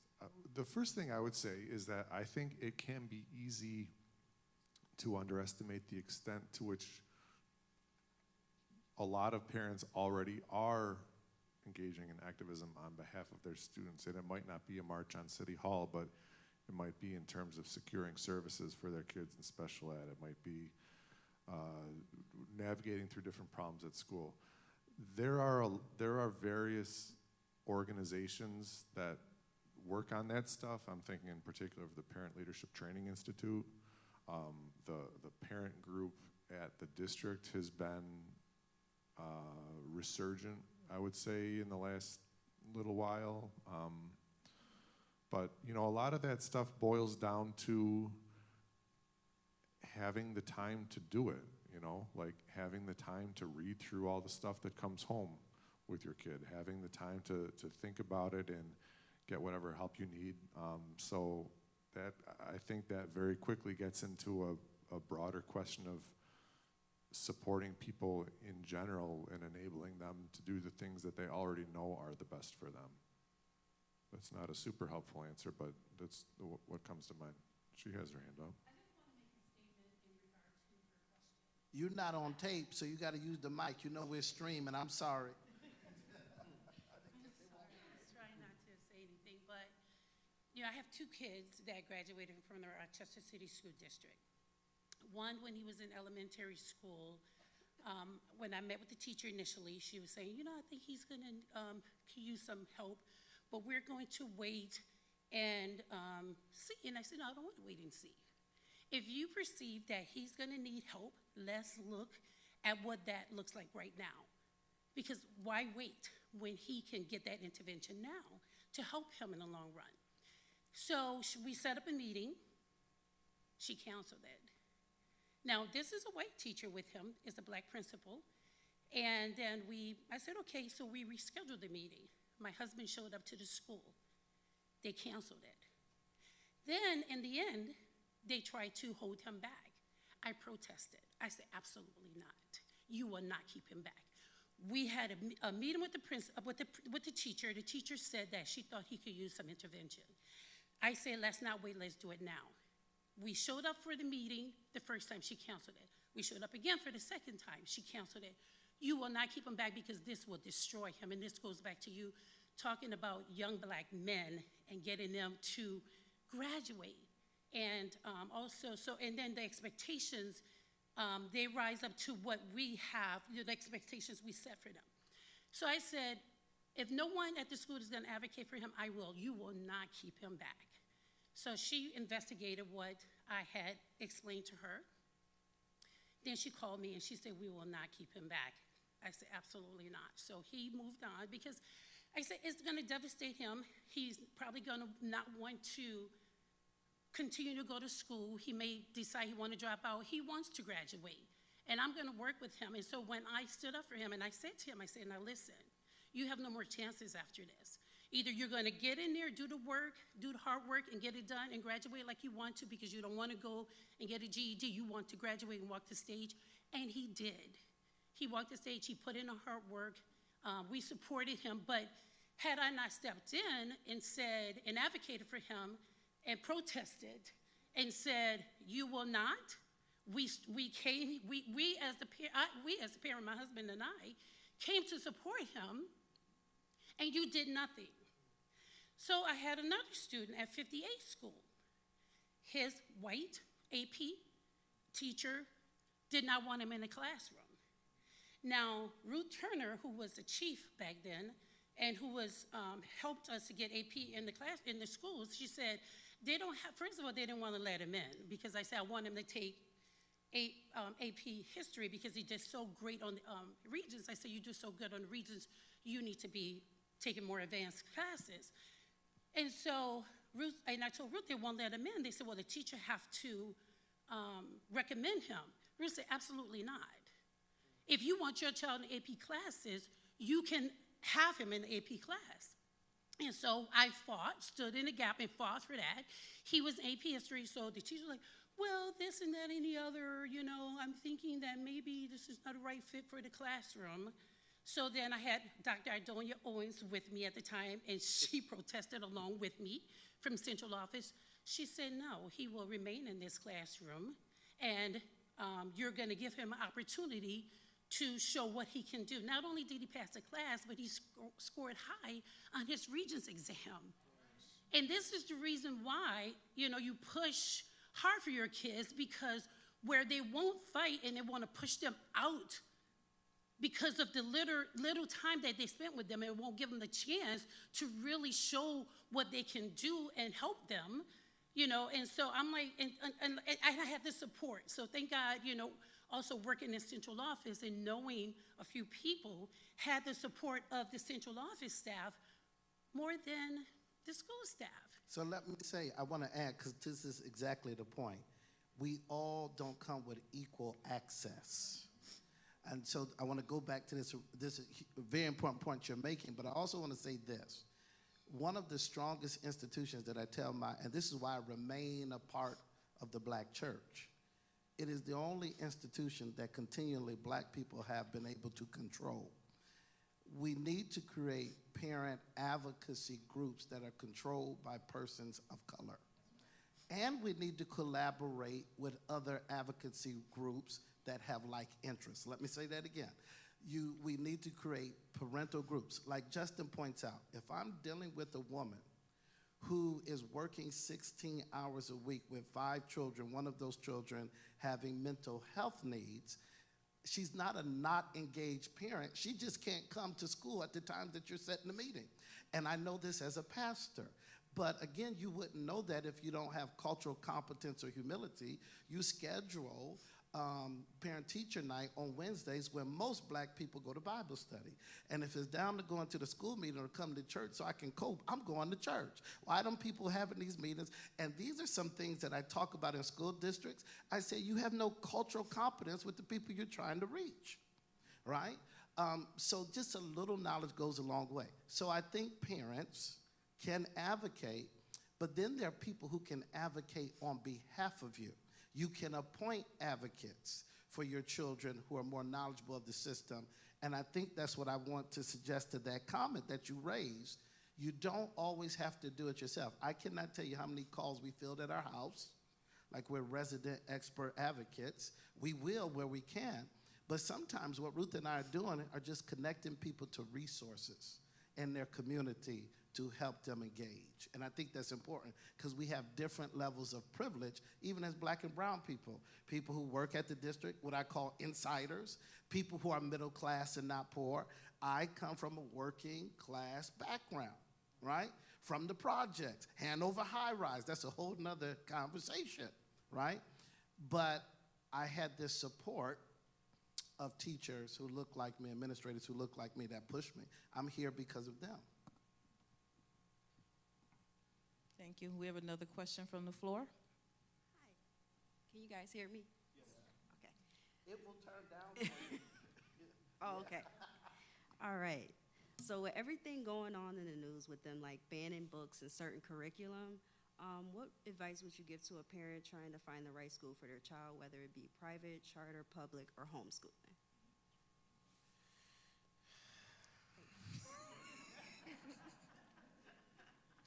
So I know this conversation is about Rochester, so I'm going to keep it and not take a trip down country right now. But I do think censorship is very dangerous, and I think as a parent, this goes more so to parent engagement, so I thank you for asking that question. I think when you're considering schools to send your child, I think you should be allowed to sit down with the principal or any teachers who make themselves available and kind of do an assessment of the curriculum and what's made available, right? I think there's a danger to eliminating different literature texts and we don't have to make this political, but different forms of learning and opportunities for learning that are are very important to understanding your history and are a strong undergirding to your trajectory through the first future.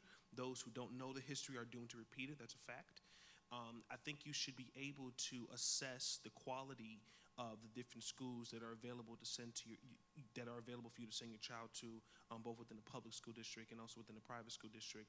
And if I'm not mistaken, I think there are certain institutions, I'd love for Justin or the pastor to speak to this, that grade schools on their quality of the curriculum, right?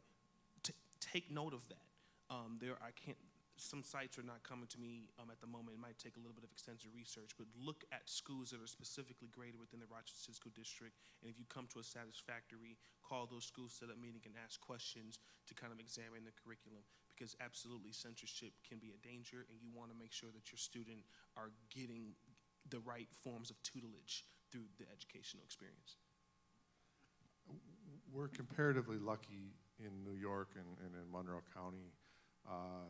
Not every school, certainly not every school is doing a good job with diversity and anti-racism, but at the least they all know that they ought to be and are trying in some way. And at the very least, they're not liable to get arrested under state law for trying. If we were doing this in a school in Florida, we'd all get marched out by now. In terms of choosing a school, that's a hard thing. And what I always say to people is that it's the nature of a segregated system that there's a lot of poor choices. That's true when you see parents going in between on urban, suburban. Do I stay in the city and feel like I'm not giving my kid the best opportunity, or do I send them out for an hour and a half on the bus to where they're getting microaggressions every single day? I think that important things, my daughter's in kindergarten now. We just went through this. She goes to school 15 in the city. I think it's important to go, first of all, going into the building is important. Being in the building and walking around is important. If you can identify adults who you have reason to believe will care for your kid, more than professionally, but will take an interest in your kid, will protect them, will care about them like you would if you worked there, to whatever extent you can get a sense of that. And I think if you walk in a building and it feels joyful, I think that's like the most important thing. It's really hard now with standardized testing, and there are so many ways to slice and dice data and saying, well, this is the 68th best school in New York State, and this one's the 479th best school, and it doesn't make any sense. It doesn't make any sense, all of that stuff. If it's a place where you think your kid is going to be safe and enjoy going to school to learn, and there are going to be people who love him or her and enjoy the presence, I think that's a good place to start. Thank you. We have a question? Hi, yes. I really try to be an intelligent voter. This is regarding the school board, but I feel I've never gotten it right. And no matter who's on the board, it just doesn't seem to work. What do you think the answer is? Is it the community, more people in the community showing up to board meetings? I mean, I have to be honest and say I haven't been to a school board meeting in a long time, but would that help overall? Because they really don't seem to function. Can I say this? It makes me nervous, and I don't know, but I think the highest, and I'm giving rough numbers here, there are about 200, let's say 200,000 residents in the city of Rochester, and the highest elected school board, Justin, wins by about 3,500 votes. Am I somewhere in the neighborhood? It's very interesting to me as a researcher to hear people complaining about a school board when the highest elected person on that board gets elected by 3,500 votes. And I want you to put it in perspective. I pastor a black church. Reasonably about 200 to 300 people go here. You follow what I'm saying? So if we were just to take 10 black churches, that would be equivalent to that person who got put on the school board. But that's not even my issue. There is no standardized program of training required for our school board. I find that, especially with the failures of our district, highly problematic. How can you govern that which you do not understand? I'm going to go here because I'm just William Turner. We have board members who get on and say our kids are used to violence. Who normalizes violence as if black people love violence? And these are highly problematic statements. And I don't even think there's bad intentions there. I think there's a lack of training and understanding around the issues in ways that are beneficial to our students. And I'm just using that as a recent example. There are worse going back. You follow what I'm saying? So to me, I think we need to demand, we have a state decree, we have a monitor here with crazy expectations for our district that are not gonna help the kids here. Let's hold the people elected who we're paying to give us answers that could push us in positive ways to actually do their jobs. We may not have the board we want, but we have the board we have. Let's demand of them, our elected officials, that they go through some training that will push the agenda. I'll just say quickly as a, no, oh, I'm sorry. This is really quick. As a non-parent person who does care about his hometown of Rochester, to the pastor's point, power concedes to nothing without demand. That is important. You have to voice your concern and you show up to these school board meetings, right? Both in the ballot box, but also presently at the meetings, in my opinion, right? Because when you're galvanized and you have strength and force, people are more inclined to listen to you.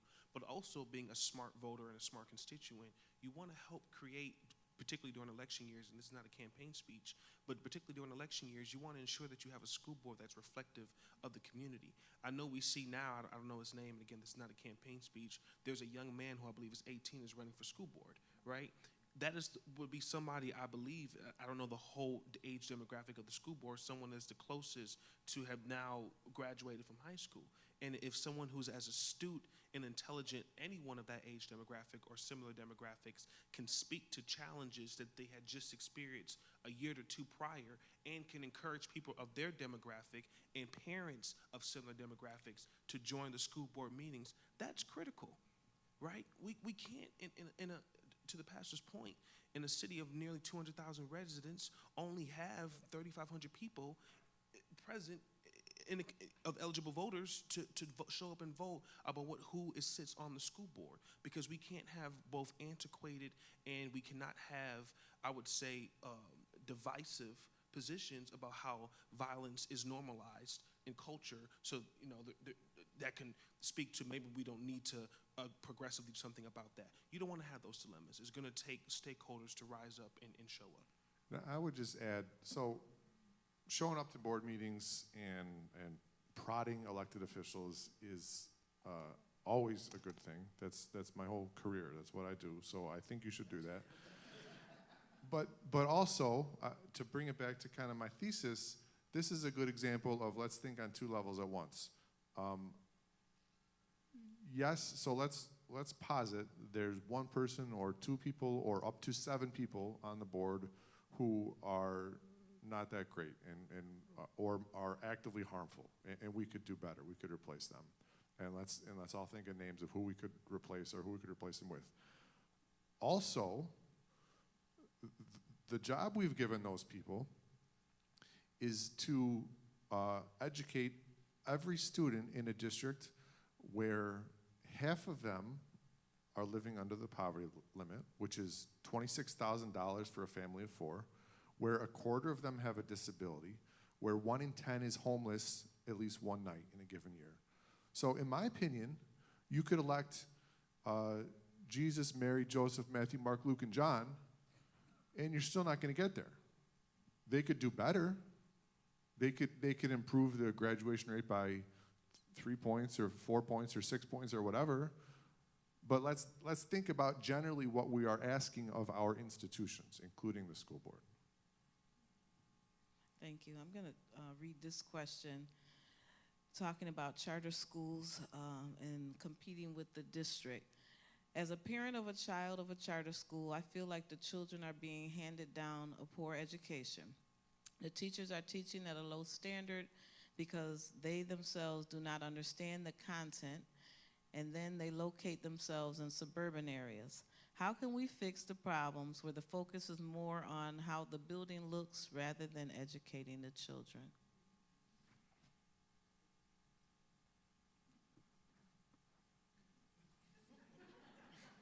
Can you repeat the last part of that question? Because I want to make sure I heard it correctly.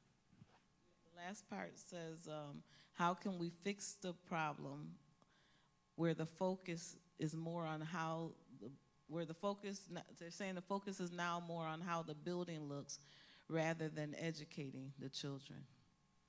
And they're talking about teachers, they're saying not knowing the content and that students are not being given a good education.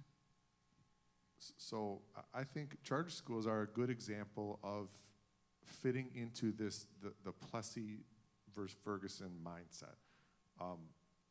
It's incredible and it's almost impossible to imagine, but charter schools in Rochester are more segregated than RCSD.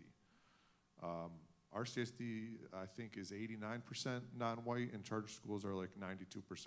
That's almost impossible to do, but they've accomplished it. And they are, like, at the most charitable, we'll say they are leaning into the idea that if we connect with these young people, if we make them, if we raise expectations, if we make them proud of who they are and answerable to people who care about them, then they will do better. That's great, and sometimes for some kids that absolutely works. In other instances, it fails horribly for some of the reasons that the person mentioned. And also in the best case, it fractures a system both in terms of enrollment and in terms of funding, and creates all of these like super unhelpful tensions. So like a metaphor that I use sometimes is if you're on a big ship, if there's 1,000 people on a ship and it springs a leak, it's great to have lifeboats. Lifeboats will save you. They are more nimble and they can turn around and they can get to where you need to be. And so that's sort of the role of the charter schools. Like those are, the only reason charter schools exist is because they're responding to a perceived and actual failing on the part of the ship, the RCSD. But if you then were to say, oh, these lifeboats are great, like, why don't we just continue on our way on the lifeboat? And like, you know, if one sinks, then we'll just jump into another one and it'll be fine. And we don't need this big ship anyway. Well, that's not really how that works. That would actually be a very bad idea. And you would all do better to repair the big ship that's like designed for this job. So, but it's a totally understandable impulse, and that's something that comes naturally from concentrating via segregation all of the difficulty and the trauma and the hardest work of education in one city, in one district, and then saying, come on, why can't you fix it? I'll let the pastor speak to this in a moment if you'd like to, but so I've never been a part of a charter school as a student, but what I do think is important to point out here is that sometimes we get into this narrative around a false choice, if then, as in either we invest in the school's physical infrastructure and make sure the building is not crumbling or eroding, or we focus on the curriculum.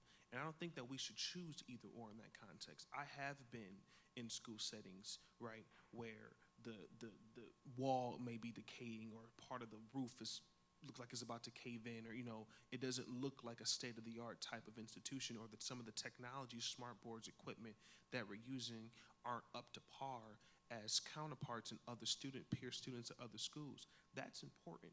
Physical infrastructure is critical, but it should not, the curriculum should not be sacrificed, right? The quality of the curriculum. So I do think both have to be supported, and that's going to take, again, with the concept of where do we start here, the theory of change model, when we refocus our policy approach in appropriations of how to spend this $1 billion, or should it ever grow, how to strategically undergird both the physical infrastructure compounded with the curriculum.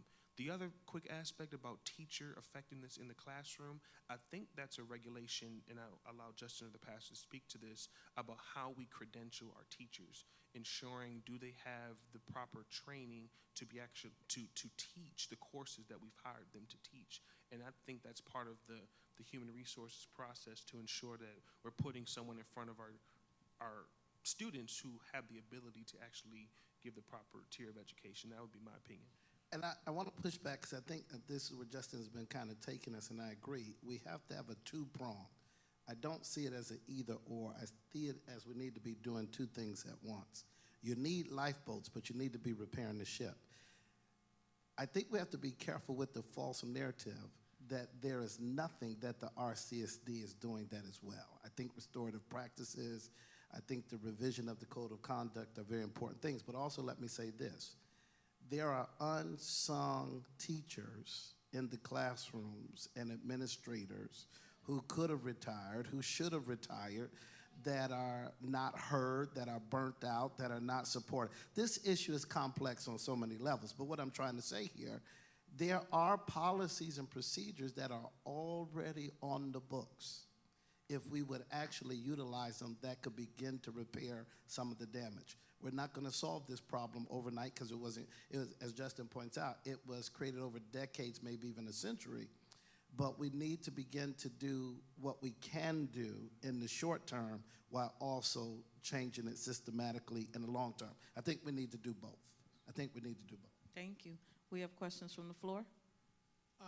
Justin, maybe based on your research you found this, but you spoke earlier about how over the past decades, metropolitan areas and school districts have basically done Band-Aids to try to fix what they've perceived to be the issues, while the reality is that the wound is too large for the small Band-Aids that they've used. Has there been anything that's been done over the last decades, and maybe you all can speak to this, that have helped to fix the issues and maybe just need to be broadened, or they're good for a specific thing and they tried to be broadened and thus failed? But is there anything like that that you've seen that has worked that just hasn't been reproduced to be effective? So speaking again specifically about integration in metropolitan areas versus just the city, I mentioned earlier the difficulty of addressing the question if you don't even have a place at which you can address it. In Omaha and in the Twin Cities in Minnesota, they have very different versions of like a regional planning council that includes education. And it has some, you know, it's not the school district, but it can make some decisions. It can allocate some money. And so if you wanted to move in any direction toward more cooperation across district lines, which can also include looking at racial and socioeconomic segregation, it would be important to establish somewhere that would be the answer to the question. For instance, okay, if we're dreaming up this metropolitan school district, well, who runs it? I don't know. Where does the money come from? Where does the money land? Who decides the routes the buses take? All that stuff. Having an entity like that, I think, is very helpful. And that also, by the way, is a good place to coordinate with other stuff, because education doesn't stand on its own. Education policy needs to be coordinated with housing policy, with where jobs are, with where the buses run, all that kind of things. So that, I think, in those metropolitan areas have a helpful start.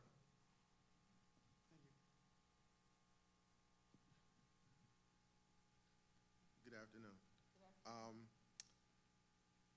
The way what I do, I actually work for the RCSD, and I have an opportunity to go through pretty much all the buildings in the district. So I get to see what's going on in actually classrooms.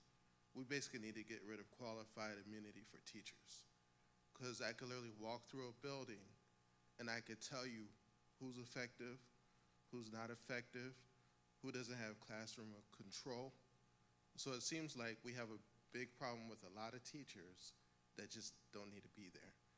So I don't know how that can actually be fixed, but that's what I see.